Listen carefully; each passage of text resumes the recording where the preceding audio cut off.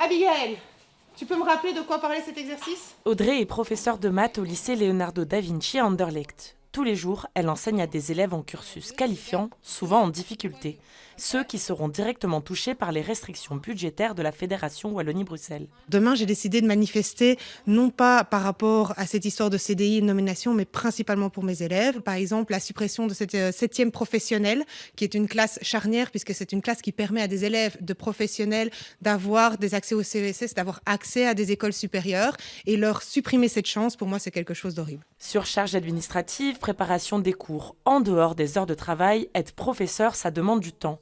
Audrey demande avant tout les moyens d'offrir un savoir de qualité. Je pense que ce qu'il me faudrait concrètement, ce serait par exemple avoir un autre professeur qui pourrait donner du soutien à mes élèves, travailler, on nous parle beaucoup de co-enseignement par exemple, ce serait bien d'avoir les professeurs qu'il faut pour faire du co-enseignement. On a des classes très grandes et parfois c'est très difficile de faire de la différenciation avec autant d'élèves. Prof, un métier en pénurie où un enseignant sur 3 arrête après 5 ans. Ce directeur attend un gros taux de grévistes demain matin. Il posera lui-même un arrêt de travail en soutien à ses professeurs. Pour moi, c'est une agression contre le service public. Voilà, je ne dirais pas autre chose. C'est une insulte aux enseignants. Au total, c'est 208 millions d'euros d'économies que veut faire la majorité MR engagée sur l'enseignement. Au programme baisse des financements, suppression de 500 emplois dans l'enseignement qualifiant et retrait du statut d'enseignant.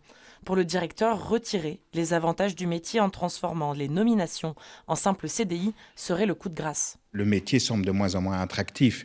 Les mesures de fragilisation de la carrière ne vont pas pousser les jeunes à se lancer justement dans l'enseignement. Dans la moitié des établissements à Bruxelles, il manque au moins un enseignant et chaque année, de moins en moins d'étudiants s'inscrivent dans des filières pédagogiques.